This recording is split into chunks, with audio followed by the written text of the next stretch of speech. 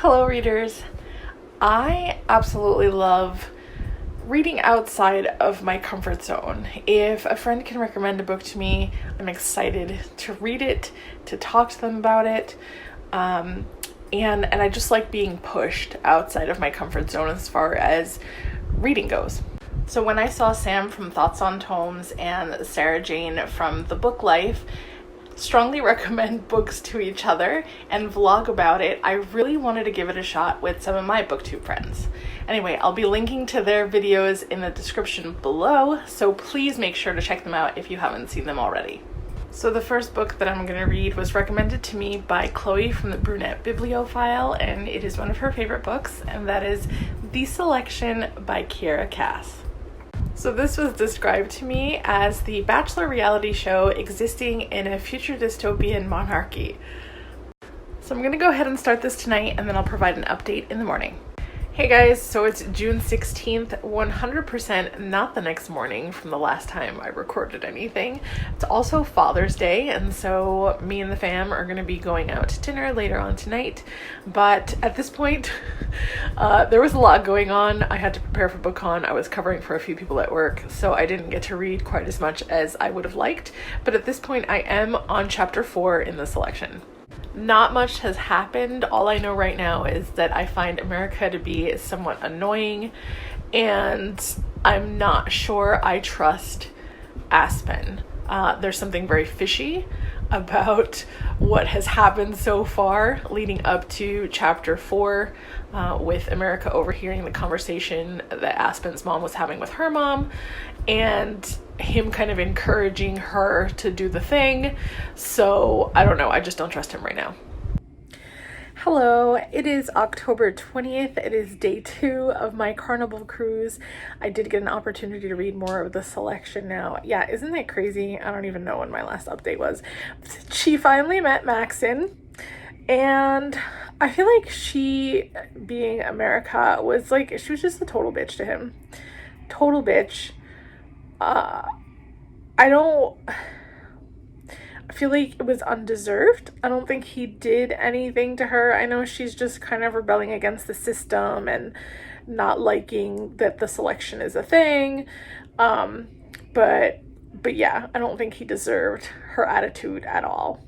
I'd also like to add that now that Maxon has been introduced, I feel like I'm a little bit more interested in this story, so these updates might come a little bit more frequently. Maybe I'll get to finish the selection during this time on the cruise. I don't know. I'm going to shoot for that, but who knows if that's possible. So I got a chance to read a little bit of the selection yesterday. I'm still not very far, and by that I mean like I'm probably on page like 130, but we've finally met Maxon.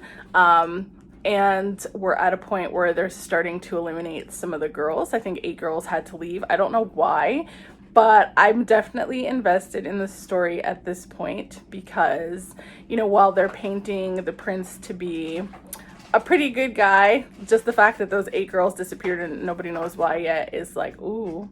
So I'm interested. I stopped reading because it was like 1 a.m. and Sanji had already turned out her light and put her book down and, you know, swimming with dolphins and things. So, but I hope when I get back today, I'll be able to read some more of it. So I am back from my cruise. I still feel like the world is rocking.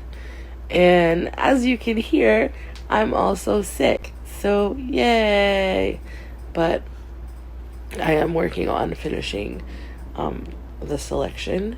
Maxon has decided to change some of the rules in regards to what kind of payment the girls will get.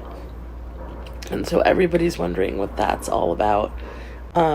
Obviously, what's her face? America is having an influence. I'm wondering how this is going to go because America is like trying to help Marley. Marley gets set up with Maxon, but that just sounds like a messy ass, I don't know, man. It's gonna turn into some shit. So I finished The Selection by Kiera Cass, and I took a few days to kind of think about it. The ending felt kind of abrupt. Like it didn't feel like there was closure. It was kind of a bit of a cliffhanger. I'm going to read the next book So there's that. I have some predictions in regards to what's going to happen because things just seem super fishy to me in regards to how they've been set up. I mean, this was a reading vlog, so there were spoilers, but I tried to stay away from like major spoilery things. But again, if you haven't read this, and probably you shouldn't be watching it, but I do want to share what some of my predictions are. Now, I have not trusted Aspen since the beginning, but the way things have happened with him encouraging her to be part of the selection and her getting chosen, and him all of a sudden appearing in the castle as, I don't know, as a guard or something, or part of security. I don't remember what his exact title was, but I really feel like he's part of one of the rebel groups, and he kind of encouraged her to get in there so that he had an alibi, or maybe so that she would vouch for him.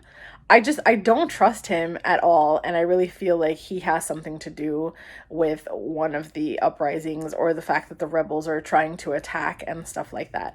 And I think part of the reason I believe that is, although now I don't even know if that makes sense, but he reminds me a little bit of Gale from the Hunger Games. And I don't remember very clearly, but I thought there was a part where Gale kind of did something that Katniss didn't agree with, because he started... honestly, I don't even know where I was connecting threads there, but I don't trust Aspen, and I kind of feel like that's what's going on. So I think we may see some of that in the next book. I hate that America is unable to figure out what she feels about Maxon, and that she kind of did that to him. Not that she necessarily owed him anything, but she is there to see if, she could be a match for him, and he has stated his feelings for her, and the fact that she just decided that she was going to do stuff with Aspen anyway is just weird and uncomfortable. So I do have the box set of this, so I had planned to read it eventually, but of course, it was through Chloe's encouragement that I read it now. Am I going to immediately read the next book? I don't know. I might. It was kind of a quick read.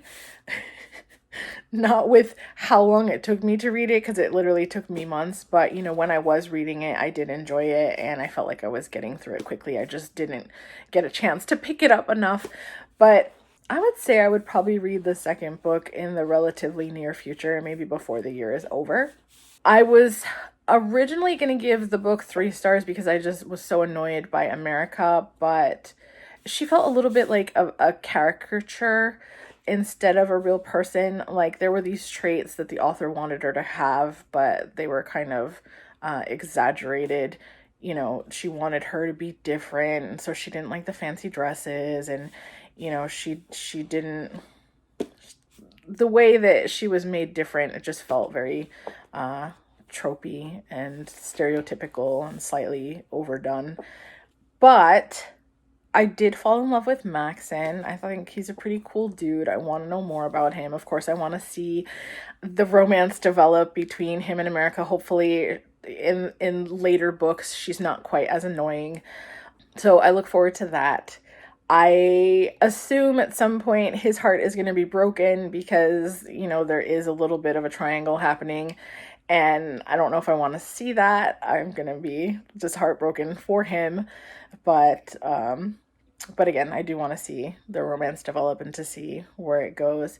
So everything said, eventually I did like the writing. Again, I thought it was easy to read, and I don't know if this is Kiera Cass's first book, but there are more, and I'm sure her writing continues to evolve and develop as the series progresses. So I'm going to give it a 4 stars.